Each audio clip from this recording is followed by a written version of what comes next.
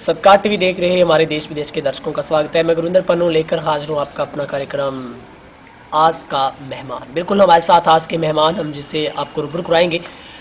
सत्कार टीवी की हमेशा यही कोशिश रही है कि एक ऐसे अजूबे, एक ऐसी वास्तविकता के साथ आपको रूबरू करवाया जाए और हर बार हमारी टीम की ये कोशिश रहती है कि हम आपको एक अजूबों के साथ ही वास्तविकता के साथ जोड़ें। और आज भी हमने खास कार्यक्रम आज का मेहमान में हमने आज हमारे स्टूडियो में, बल्कि हम उनके ही पास पहुंचे हैं, उनको हमने तवज्जो दी, उनको हमने इनवाइट किया। वो है सर्वश्रेष्ठ सरपंच जिनके परिचय का कोई भी मोहताज नहीं है, हरियाणा का नंबर 1 जिनको prime minister doctor Manmohan Singh और कांग्रेस अध्यक्ष सोनिया गांधी द्वारा भी उनको सम्मानित किया गया है। बहुत ही गौरवमय महसूस किया उन्होंने जब से उनको ये निर्मल ग्राम का जो पुरस्कार सन 2011 के हाल में दिया गया है। और सबसे पहले मेरे साथ है गांव कालवना के सरपंच जो कि निर्मल ग्राम पुरस्कार विजेता है और दुनिया में पूरे में उनके परिचय का कोई भी मोहताज नहीं है। सबसे पहले जगदेव साहब, आपका हमारे स्टूडियो में बहुत बहुत स्वागत है। धन्यवाद जी गुरिंदर जी, आपका बहुत बहुत धन्यवाद जो आपने सत्कार टीवी में यहाँ मौका देकर के हमारे गांव का नाम रोशन किया है। जी,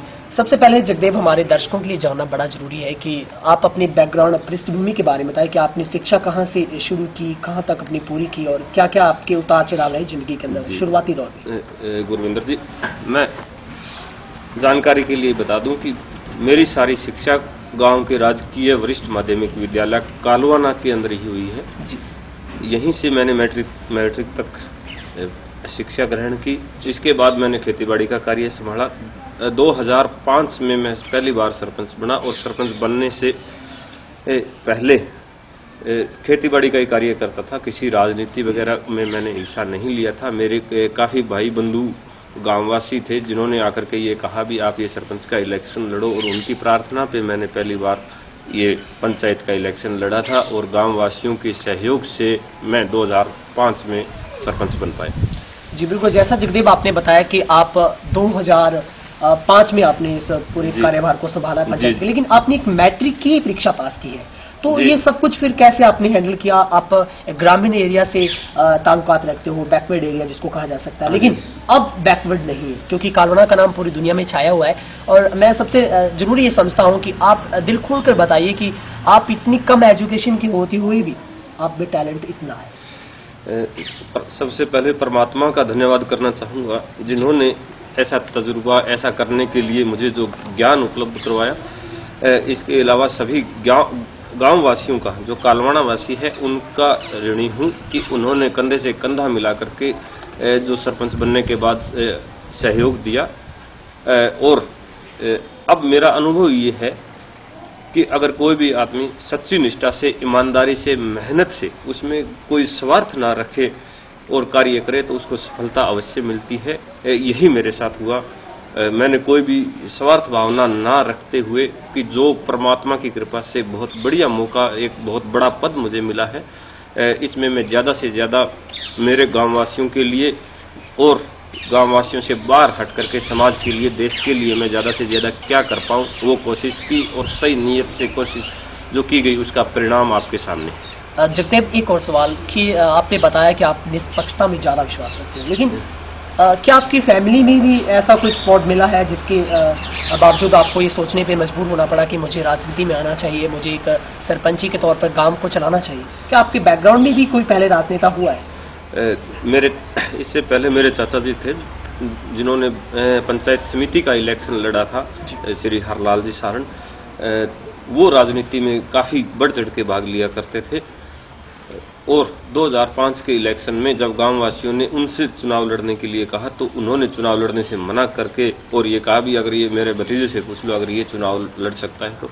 और गांव वासियों ने फिर मेरे को जोर जबरदस्ती से मजबूर करके कि ये इलेक्शन, क्योंकि मैं बार बार इनकार कर रहा था, उसके बावजूद ये जो धक्का किया उसका परिणाम है। बिल्कुल जगदेव, आज 2005 से आपने इसका शुरुआत की, सरपंची के तौर पर आप गांव में चुनेंगे, उसके बाद आज 2013 यानी कि आपको पूरे लगभग 10 साल का जो कैरियर आपका पूरा होने को है। हाँ जी। और इसमें आपको कितनी अड़चनें आई, आपको कितनी मुसीबतें आई जब आप शुरुआती दौर में थे और आपको गांव की सपोर्ट मिली थी, लेकिन फिर भी राजनीति में एक पछाड़ का काम जरूर चलता है, एक पछाड़ जो कि आपको पीछे खींचने का जो कई लोग होते हैं वो जरूर आपके लिए कोशिश करते हैं, लेकिन फिर भी आपने उनको ओवर किया, वो किस तरह से किया?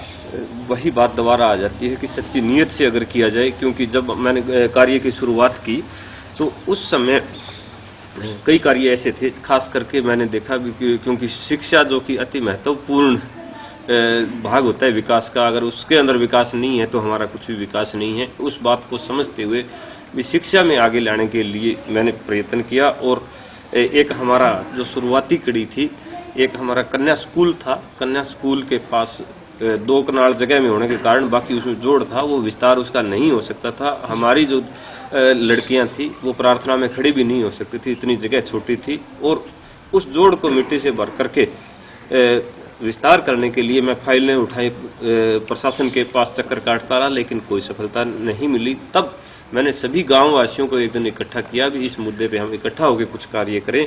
और उसी का परिणाम था, हर एक गांववासी ने उस बात पे ध्यान देते हुए कि हाँ बढ़िया बात है, और एक समिति बनाई उसी दिन, कालवाड़ा वेलफेयर शिक्षा समिति। और उसमें मुझे बतौर प्रेसिडेंट नियुक्त किया। और चंदे द्वारा हमने जो कार्य सरकार से, क्योंकि जो मेरे से पहले सरपंच महोदय थे वो भी इस कार्य को संपन्न करवाने हेतु प्रयास कर रहे थे। लगभग 10 साल से हमारी ये समस्या बनी हुई थी।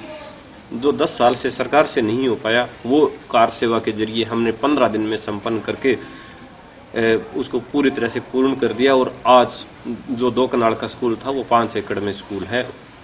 जी जी बिल्कुल। जगदेव, एक और सवाल यहाँ पे काफी आपके आंसर में सवाल निकलता है कि आज जितने भी गांव के सरपंच, उनके पास तकनीक नहीं है, उनके पास तजर्बा नहीं है, लेकिन आप सब पंचायतों के आदर्श माने जाते हैं। तो आपने जब, जैसे आपने जिक्र किया स्कूल की, आपने प्रांगण को बड़ा करवाया, या फिर आपको 2 सन 2011 में जो एक निर्मल ग्राम का पुरस्कार मिला, उसको आपको हासिल करने में कितनी आपको लगन मेहनत करनी पड़ी, कितनी रुकावटें थी जो निर्मल ग्राम को बनाने में आपको सबसे पहले करनी पड़ी?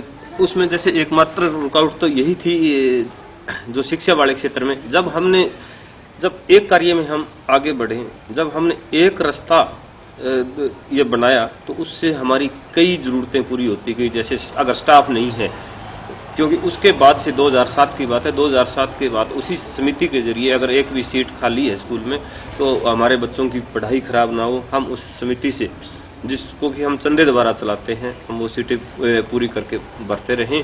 तो आगे से आगे जब बढ़िया नियत से लोग जुड़ते गए, सारे गांववासी कंधे से कंधा मिलाकर के साथ देते रहे। इसी बीच जो 2006 में नरेगा की जो शुरुआत है जी, हाँ, जब ये आई थी तो इसके अनुरूप जैसे जिला प्रशासन ने मीटिंगें भी की, सारा कुछ किया भी, इससे क्या फायदा। तो हमने जब इसको पूरी इस गाँव वासियों को रोजगार में क्या दिया जा सकता है, 60, 40, 83 में पक्के में क्या दिया जा सकता है, तो इसका सदुपयोग ज्यादा से ज्यादा भी, कौन सा पैसा कहाँ लगाया जाए, एक प्लान करके भी, क्योंकि सरकार की अलग अलग स्कीमें हैं, नरेगा होगी, सैनिटेशन होगी, हरियाली होगी, RSV होगी, ये 20 स्कीमें चलती हैं।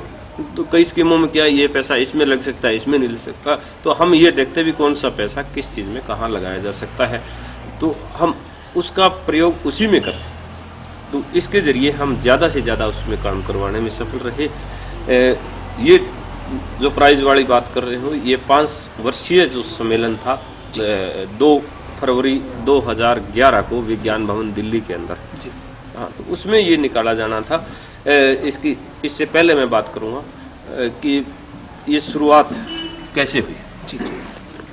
नरेगा की शुरुआत होने के बाद एक 2007 में हमारे जो महत्वपूर्ण, मैं उनको आदर्श भी मानता हूं, आज ADC के रूप में डॉक्टर युद्धवीर ख्यालिया ने यह कार्यभार संभाला था। और उन्होंने आकर के एक संपूर्ण स्वच्छता अभियान, वैसे तो ये पहले भी चलता था, लेकिन उन्होंने पूरे जोर शोर से इसको तत्परता से भी हाँ चलाया कि इसको सफल करना ही है। तो जब ये कार्य हमें सौंपा गया, हमारी मीटिंगें भी ली, सारा कुछ भी है, तो हमने देखा ये स्वच्छता से संबंधित और कार्य जैसे हमने करना शुरू कर दिया था, लेकिन 2007 से पहले जो स्वच्छता से संबंधित हमारी समस्याएं थी, देखे करते थे कहीं रूढ़ियां पड़ी हैं, गंदे पानी के ढेर पड़े हैं, कहीं कुछ पड़ा है, तो ये एक मन में टसन रहती थी और ये हम कर नहीं पाते थे भी, यार इसको कर पाएंगे कि नहीं। लेकिन जब वो अभियान चला तो हमने सोचा भी अब हम भी इसको पूरा कर सकते हैं, क्योंकि उधर से जिला प्रशासन की भी सपोर्ट मिली, टीमें भी हमें दी गई गाइड करने के लिए भी, लोगों को समझाने के लिए उनकी भी हमने मदद ली। जब हमने हर एक को स्वच्छता अभियान के अंदर जोड़ करके एक एक को, चाहे वो स्कूल था, आंगनवाड़ी थी, हॉस्पिटल था, जितने भी चाहे नरेगा से जुड़े हुए एक एक सदस्य थे, तो हर एक ने हमारा साथ दिया। और उसका परिणाम रहा कि उसके बाद ये जो प्राइज वाली बात आप कर रहे थे, इससे पहले प्राइज हमारा संपूर्ण स्वच्छता अभियान में भी मिला है। संपूर्ण स्वच्छता अभियान में पुरस्कार घोषित किए गए थे राज्य सरकार की तरफ से कि ब्लॉक में पुरस्कार देना है, ब्लॉक वाइज, जिले वाइज और राज्य वाइज 3 प्रकार के पुरस्कार दिए। ब्लॉक का पुरस्कार था 2 लाख रुपए।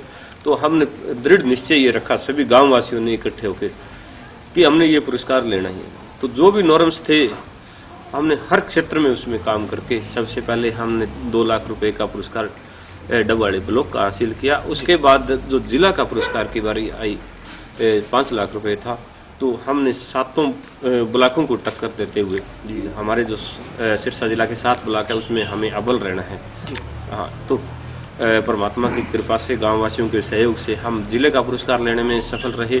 और जब 21 राज्यों की बात आई, 21 जिलों की बात आई, राज्य के 21 जिलों का जो कंपटीशन था, तो हम गांव वासियों के सहयोग से उसमें भी काफी अंकों से आगे निकलते हुए 20 लाख रुपए उसका पुरस्कार प्राप्त किया। राष्ट्रपति पुरस्कार जो निर्मल ग्राम पुरस्कार मिलता है वो 2008 के अंदर हमारे गांव को मिला। तो जब हम इतने एक्टिव रूप से काम करने लगे थे, तो नरेगा के बारे में भी एक एक जो हमारे मजदूर थे, चाहे किसान भाई थे, किसी का भी है, हर एक का उसमें योगदान था। जो भी काम उनको सौंपा गया उन्होंने बड़े ही बढ़िया तरीके से लगन से किया। इसी का नतीजा था कि हमारे जो नरेगा के आंकड़े भारत सरकार को भेजे गए, तो उसको परखने के लिए, जांचने के लिए कि कहीं ये आंकड़े फर्जी तो नहीं है, एक अभियान था कि दी बेस्ट 11 निकालना है। देश की 11 पंचायतें बढ़िया निकालनी थी। उस जो अब पीछे जो बात कर रहा था मैं, 2 फरवरी 2011 को जो सम्मेलन था, उसमें देश की बढ़िया 11 पंचायतों को उसमें सम्मानित करना था। तो उन 11 पंचायतों में ही ग्रामीण विकास के जो सचिव थे श्री BK सिन्हा जी, वो खुद गए हैं हमारे गांव में, उनका आना एक हिस्सा था। हमारे गांव में आए हैं, 2 दिन उन्होंने लगाए हैं, रात रुके हैं, एक एक हमारे गांववासी से मिले हैं, एक एक नरेगा वर्कर से मिले हैं, एक एक कार्य पर वो गए हैं, एक एक कागज हमारा चेक किया भी कहीं, हर तरह की उन्होंने जब जो जांच पड़ताल की तो उसमें हम और सबसे अव्वल पाए गए। यह तो दी बेस्ट 11 था। अगर दी बेस्ट 1 निकालना होता तो भी हम उसके लिए थे। उसी का परिणाम था कि 2 फरवरी 2011 को हम विज्ञान भवन दिल्ली में सभी कालवाड़ा वासी ये प्राइज के रूप में माननीय प्रधानमंत्री महोदय और बिल्कुल जगदेव, जब आपको 2 फरवरी 2011 को आपको श्रेष्ठ पंचायतों के रूप में आपको महात्मा गांधी नरेगा योजना के तहत जब आपको आपको सम्मानित किया गया था, तो यहाँ पे जानना ये जरूरी है कि आपको उस वक्त doctor Manmohan Singh PM of India के द्वारा आपको सम्मानित किया गया, तो कैसा महसूस हुआ, कैसी खुशी मिली आपको उस इनाम को मिलने के बाद कि आपने और ज्यादा ठाना कि मुझे विकास की दौड़ में और आगे आना है? बहुत ज्यादा खुशी हुई, क्योंकि उस वक्त मैं ये महसूस कर रहा था अभी आज मेरा पूरा गांव दिल्ली में खड़ा है, मेरा पूरा गांव ये प्राइज ले रहा है, और मैं उसको समर्पित भी मेरे जो जिला अधिकारी थे जिनका अहम योगदान रहा था उस योजना को सही ढंग से चलाने के लिए, और मेरे पूरे जो गांववासी थे, पूरे नरेगा वर्कर थे, उनको मैं ये समर्पित करके आया था भी हाँ, ये आप सबकी बदौलत हमारा पूरा गांव यहाँ दिल्ली में खड़ा है।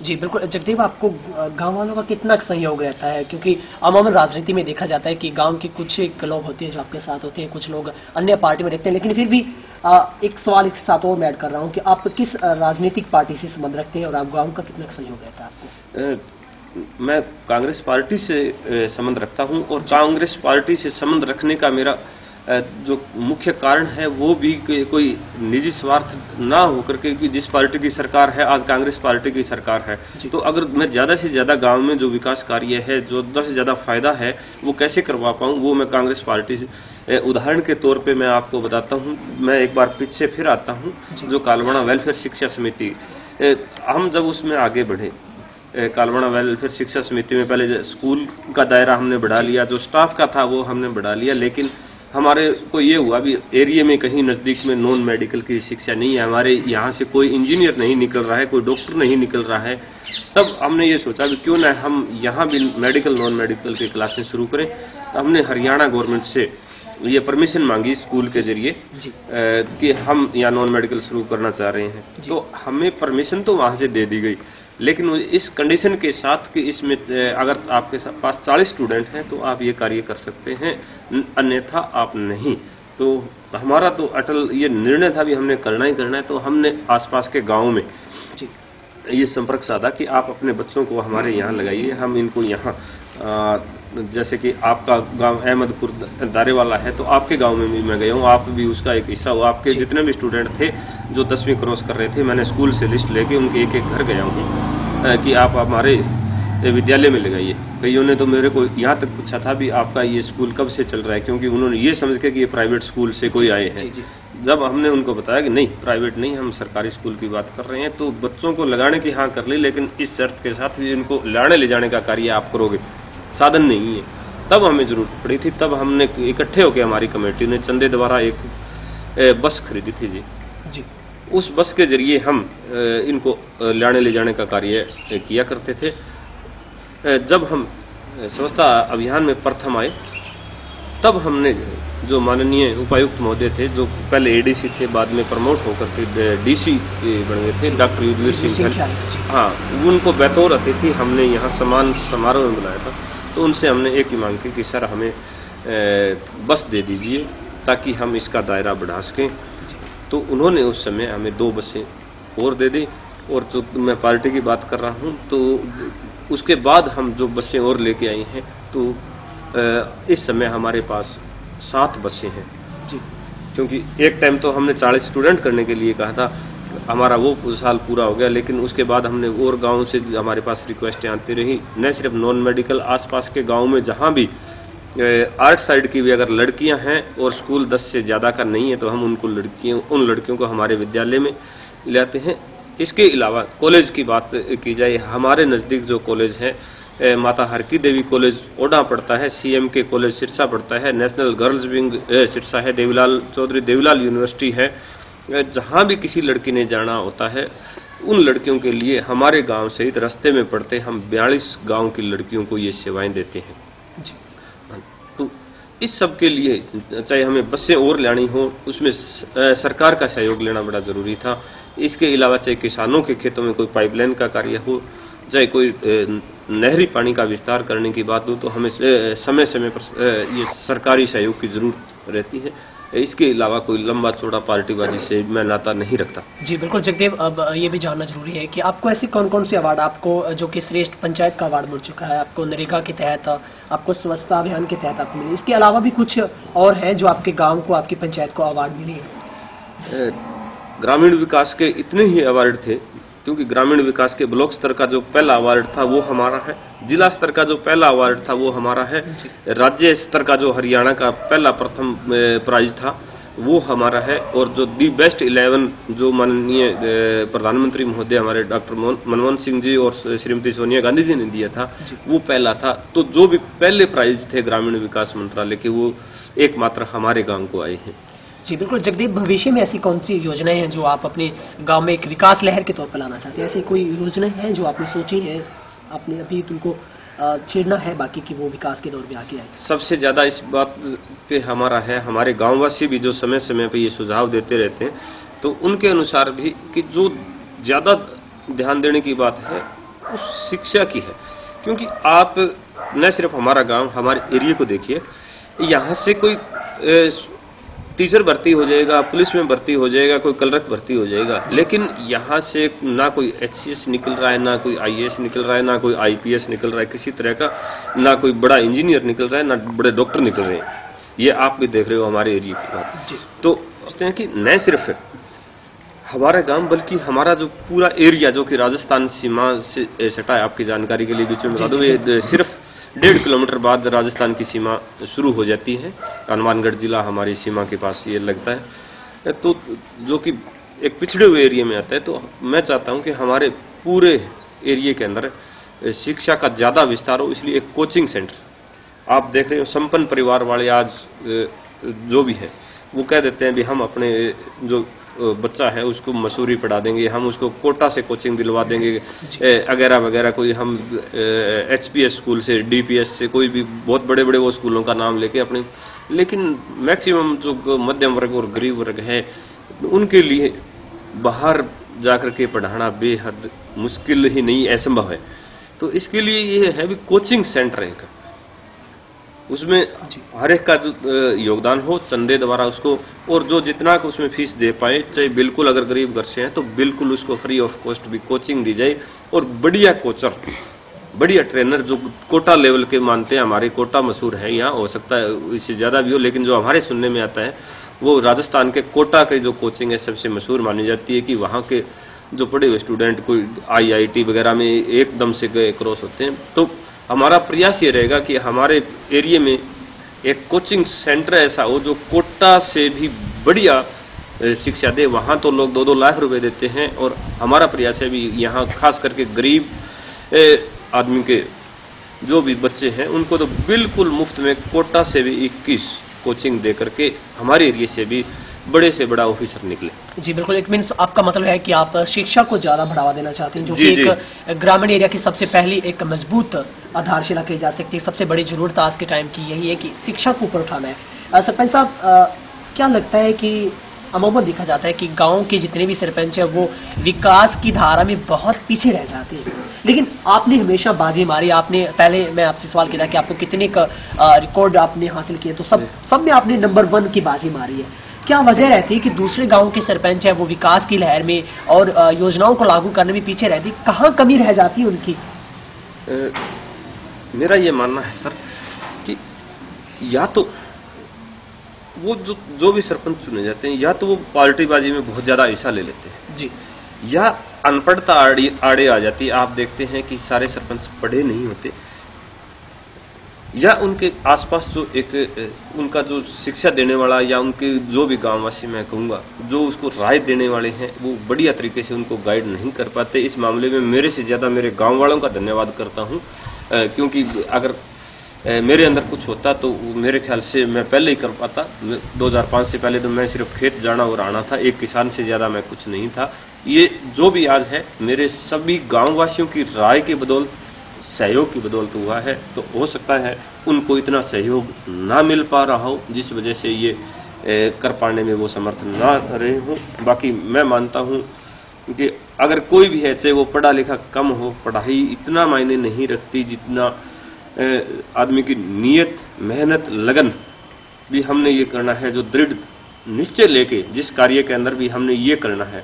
ये जो प्राइजों की बात मैं बता रहा हूं, ये हमारे पूरे गांव वासियों ने इकट्ठे होकर ये दृढ़ निश्चय लिया था, मेरे अकेले की बात नहीं है। ये जो भी उनको बताया भी इस तरह से ये आए हैं भी नाम, तो ये दृढ़ निश्चय था कि सरपंच साहब आप बताइए हमें क्या करना है, लेकिन ये प्राइज लेने हैं, ये आप हमें बता दो इसके लिए क्या करना है। मैंने तो सिर्फ राय दी थी हमें ये कर लें, बाकी करने वाले मेरे सारे गांववासी थे, या मेरा जो जिला प्रशासन का एक चाहे उसमें BDO आ जाते हैं, चाहे इसमें APO आ जाते हैं, ADC आ जाते हैं, और DC महोदय तो है।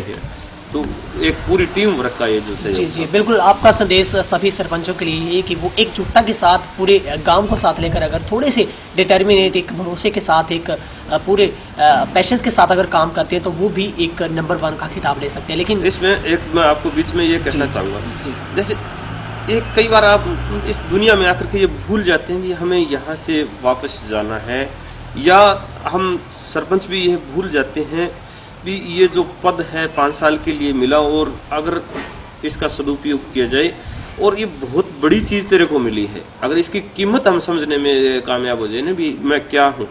मैक्सिमम देखने में जो आता है ये भी होता है भी हम इसका प्रयोग किसी की रंजिश निकालने में या धन इकट्ठा करने की, जैसे भी हमारे ये बदनाम भी है, माने जाते हैं भी सरपंच वो बनता है जिसको पैसा ग्रांट खानी हो। हकीकत बात ये एक छवि भी हमारी बनी हुई है। मैं इसको भी चाहता हूँ भी आने वाले समय में मेरे सारे जो स्टाफ सदस्य हैं, जो सारे सरपंच भाई हैं, वो इस छवि को मिटाने का कार्य भी करें। बिल्कुल सरपंच साहब, एक धारणा बनी हुई है हाँ जी। लोगों की, जो एक क्रिएट एरिया है राजनीति का, उससे वो बाहर नहीं आ पाते हैं। हाँ जी, बिल्कुल जी। आपने बहुत अच्छी बात कही। सरपंच साहब, आज की राजनीति को आप किस आईने में देखते हैं? एक गांव के अंचल से आप कहां तक आंकते हैं कि आज की राजनीति किस वे में जा रही है? जहां तक देख रहे हैं, जो आज आप देख रहे हो रोजाना भ्रष्टाचार के आ रहे हैं, कोई व्यक्तिगत स्वार्थ के आ रहे हैं, धन इकट्ठा करने के कोई न कोई, तो मैक्सिमम जो देखा जा रहा है ना, राजनीति बड़ी गंदी होती जा रही है। हाँ, क्योंकि ये राजनीति है, इसमें एक देखते हैं कई बार बड़ी आदमी होता है, उसको आगे आने से राजनीति बस रोका जाता है, भी ये आगे आगे हमें खराब करेगा, ये करेगा और करेगा। एक ये राजनीति है, इसके लिए चाहे कोई भी गलत कदम उठाना पड़े, वो कोई हासिल करना है, जो इस पे इलेक्शन जीतना है भैया, उसके लिए चाहे उसको जो कुछ करना पड़े, शराब बांटनी है और करना है, गुंडागर्दी करनी, कुछ भी है। तो ये आज की राजनीति गलत होती जा रही है, सही नहीं है। जी बिल्कुल जगदेव, आपने लगातार 2 प्लानों में गांव की कमांड को संभाला है, और भविष्य में क्या प्लानिंग है फिर राजनीति को लेकर? एमएलए बनने का ख्वाब कभी देखा? बिल्कुल नहीं देखा है जी, कोई ख्वाब नहीं देखा है। ना सरपंच का भी मैंने पहली बार भी कोई ख्वाब नहीं देखा, दूसरी बार भी बिल्कुल मैं इनकार कर गया था, क्योंकि आपको एक स्पष्ट बता दूं इसमें, क्योंकि ये उनके लिए बढ़िया है जिनको इसमें आनंद आता हो, भी ये ठीक है यार सरपंची के नाम का, लेकिन अगर विकास करना है, सारा कुछ दाव पे लगा के करना है, तो इसमें परेशानियां भी आएगी। मेरे से ज्यादा परेशानियां मेरे घर वालों को आती है। तो मेरे पूरे परिवार ने हाथ खड़े कर दिए थे दूसरी बार कि अब की बार सरपंच का इलेक्शन नहीं लड़ना है, लेकिन सारे गांव वासियों ने दोबारा से बड़ा धक्का किया भी ये इलेक्शन आपको लड़ना ही पड़ेगा। आखिरी समय पे मैंने भी देखा, क्योंकि कुछ मेरी बहुत सी चीजें थी, जैसे शिक्षा के बारे में जो आपको कह रहा हूँ, नॉन मेडिकल शुरू करके 1 बस हमने शुरू कर ली थी, अब हम 6 बसें चला रहे हैं। तो मेरी भी थोड़ी सी तमन्ना हुई भी चलो तेरे एक के तकलीफ होने की वजह से अगर पूरा गांव और आसपास के, जैसे मैं 42 गांव की बात कर रहा हूँ, तो आज 42 गांव की जो सर्विसेज है भी इतना बड़ा अगर लॉस होता है, तो कम से कम अगर चलो 5 साल के और प्लान में इसको पूरे तरीके से ये करके फिर इसको छोड़ा जाए। तो जी बिल्कुल जगदेव, जाते जाते आपसे आखिरी सवाल पूछना चाहूंगा। आप सारे सरपंचों के लिए, पूरे देश दुनिया के देख रहे हैं हमारे दर्शकों के लिए क्या मैसेज देना चाहोगे कि वो भी राजनीति में और ज्यादा इंप्रूवमेंट लेकर आए, ताकि एक ग्रामीण एरिया के अंदर ज्यादा से ज्यादा तरक्की हो, आधार है जो गांव का एक प्रगति के तौर पर वो ज्यादा सामने आए? मेरी तरफ से संदेश यही है कि वो हमेशा परमात्मा को याद रख के कि जितने दिन ये मनुष्य का बढ़िया जीवन उनको मिला है, जहां जो भी मौका मिले उसमें व्यक्तिगत स्वार्थ की बजाय, क्योंकि अमूमन देखते हैं आप धन इकट्ठा करने में, जमीन बढ़ाने में, दायरा वो बैंक बैलेंस बढ़ाने में, ये ही वो जिंदगी खराब कर देते हैं। लेकिन वो दूसरा अगर पड़ोसी उसका, चाहे कोई बिल्कुल गरीब है, चाहे कोई अगर मर रहा है 1000 रुपए के लिए, तो वो उसको नहीं देते, दूसरे के लिए वो कुछ नहीं करते। तो मेरा तो यही संदेश है कि जब तक जियो हम दूसरे के लिए, पड़ोसी के लिए, अपने गांव के लिए, समाज के लिए और देश के लिए ही कार्य करें, न कि अपने लिए कार्य करें। अपने लिए तो पशु भी कार्य करते हैं, अपने की। जी बिल्कुल जगदेव, अब आखिरकार हम इस बिंदु पे पहुंचे कि आपने सारी योजनाओं का जाल बिछाया है, हर तरफ आपने चहूं और आपने नंबर 1 का खिताब भी हासिल किया है। इसमें मैं बीच में आपको बताना चाहूंगा, जो नरेगा योजना से है हमारे, जैसे अमूमन उसमें जो फर्क था ना, आप एक पूछ रहे थे, उसका जवाब रह गया था भी क्या अलग किया। नरेगा योजना में मैक्सिमम आपने देखा होगा भी जोड़ खोदने और बूरने का, उनको भरने का ही कार्य किया है। लेकिन हमारे यहाँ क्या था कि हम 1 लाख पौधों की तो नर्सरी हर साल लगाते हैं। हमारे गांव में कोई जगह ऐसी नहीं जहां पौधे ना लगाओ, चाहे वो स्कूल हो, पीएचसी हो, गांव की सभी गलियां हो, आंगनवाड़ी केंद्र हो, जहां भी है, स्टेडियम है। इसके अलावा 20 एकड़ अलग से, बाकी हर किसान, कोई भी किसान ऐसा नहीं है, 9250 एकड़ रकबा है हमारे गांव का, तो हर किसान के खेत में आपको 100, 50, 200, 400 पौधे मिले हैं, क्योंकि उनको पौधे हमने गांव में नरेगा के तहत उपलब्ध करवाए और उन्होंने आवश्यकता अनुसार उन पौधों को लगाया। इसके अलावा हमने पक्के रेशे के स्वरूप किसानों के, सैकड़ों किसानों के खाड़ बनवाए हैं, पाइपलाइंस, क्योंकि जैसे मैं बात कर रहा था 1.5 किलोमीटर पे राजस्थान है, तो राजस्थान कनाल नहर जो यहाँ से बहती है, उसके पास से ट्यूबवेल लगा के, 3-3 ट्यूबवेल लगा के 3 जगह हमने, क्योंकि वहाँ जैसे हरियाणा में, क्या देश में ये समस्या बनती जा रही है ना, भूजल नीचा होता जा रहा है, लेकिन यहाँ स्थिति उलट है। यहाँ सीपेज की वजह से वो थोड़ा थोड़ा बढ़ता जा रहा है, वाटर लेवल ऊंचा आ रहा है, तो यहाँ से ट्यूबवेल लगा के 2000 एकड़ में जो रकबा बिल्कुल खाली पड़ा था, जहां कुछ भी नहीं होता था, वहां आज नरमा और गेहूं की खेती होती है। सिर्फ उन ट्यूबवेलों पे है, जो कई सौ किसान उन पे आते हैं। हर किसान के खेत में वो नकदिया उनकी जो नहर की तरह उनकी बारी बना करके उनको सिंचाई करवाने का कार्य हमने किया है। जी बिल्कुल, हमारे दर्शकों को बता दें कि ये एक अजूबा वाकई ही एक अजूबे से कम नहीं है, क्योंकि वास्तविकता है ये एक ऐसे सरपंच है जिन्होंने हर तरफ, चाहे कोई भी एरिया हो, चाहे राजनीति का हो, चाहे सामाजिक कार्य, चाहे शिक्षा की बात की जाए, या फिर ग्रामीण एरिया की बात की जाए, या फिर ब्लड डोनेशन की बात, या फिर पौधे लगाने की बात, खेती बाड़ी की बात की जाए, हर तरफ इन्होंने विकास की धारा को बखूबी बहाया है। और हमारी भविष्य में भी शुभकामनाएं आपके साथ है कि आप हमेशा नंबर 1 का, बल्कि आप नेशनल लेवल पे नहीं, आप ऑन वर्ल्ड लेवल पे भी आप नंबर 1 का खिताब हासिल करें। जगदीप जाते थे तो शब्द हमारे लिए नंबर, हमने जो भी कार्य किया है ये करके भी हमने बढ़िया से बढ़िया करना है, और उसमें नंबर 1 तो चलो परमात्मा की कृपा से आगे हम आते गए। अब भी हम अपनी तरफ से बढ़िया कार्य करते रहेंगे, चाहे हम वर्ल्ड के नंबर आए ना आए, जो भी है, लेकिन हमारी कोशिश रहेगी। खूनदान की जैसे बात रहेगी थी, आपने खूनदान का जो किया है उसमें भी हमारा एक एक गांववासी हर समय डोनेट करने के लिए तैयार रहता है। हमारी ग्राम पंचायत में एक एक गांववासी की एक लिस्ट बनाई हुई है, किसका ब्लड ग्रुप क्या है। कई बार आप देखते हो ए नेगेटिव नहीं मिलता, ए बी नेगेटिव नहीं मिलता, कई खून ऐसे हैं दुर्लभ ग्रुप है जो नहीं मिलते। हमने पूरे गांव की ग्रुपिंग करवाई हुई है। जब भी ये लिस्ट हमने जिला प्रशासन को दी हुई है, ब्लड बैंकों में दी हुई है, जब भी किसी ब्लड बैंक में ये हो भी इस ग्रुप का खून नहीं है तो आप हमें फोन करो। हमारे पास फोन आता है भी इतने यूनिट खून चाहिए। हमारे गांववासी एकदम से एक होड़ होती है भी हाँ मैं पहले खून दे के आऊं, और एक रिकॉर्ड WHO में जो वर्ल्ड हेल्थ ऑर्गेनाइजर है तो उसके अंदर भी जैसे एक गांव से एक कैंप का, जैसे आज की जहां तक मेरी जानकारी की बात है, खून की जो रिक्वायरमेंट है पूरे वर्ल्ड की आबादी का 1% है जी। हमारे गांव की 7200 की आबादी के पीछे एक ही दिन में कैंप का जो रिकॉर्ड है वो 400 यूनिट का है, जो कि मेरे हिसाब से 6% से ज्यादा बनता है। और चाहे संस्थाओं की बात तो अलग है, चलो वो तो इकट्ठे होकर कर लेती हैं, लेकिन किसी भी गांव की तरफ से ये जो रिकॉर्ड है वो हमारा पूरे विश्व का रिकॉर्ड है जी। ये भी, और इसके लिए भी मैं पुनः मेरे गाँव वासियों का और डॉक्टर युद्धवीर खैलिया जिन्होंने ये खूनदान के प्रति हमें मोटिवेट किया था, तो सबसे पहले डॉक्टर युद्धवीर खैलिया का, उसके बाद में मेरे सभी गांववासियों का जिन्होंने वो राय मानते हुए उसमें हर क्षेत्र में मेरा कंधे से कंधा मिला करके साथ दिया। आपका बहुत बहुत धन्यवाद, जो मेरे गांव को आपने इतनी इज्जत दे करके इस लायक समझा कि हमारे इस टीवी सेंटर पे आए और दूसरों से रूबरू होने का जो मौका दिया। जी बिल्कुल जगदेव, अगली बार फिर से हम आपसे दोबारा मुलाकात करेंगे, और आज हमारे साथ आपने इतनी अच्छी बातचीत की, इसके लिए बहुत बहुत आपका धन्यवाद। धन्यवाद जी आपका। जी बिल्कुल दर्शकों, अभी हम आपसे भी अनुमति चाहेंगे, लेकिन आज के मेहमान में फिलहाल इतना ही, और अगले कार्यक्रम में फिर से हमारी मुलाकात होगी। आज के मेहमान में देखते रहिए सत्कार टीवी।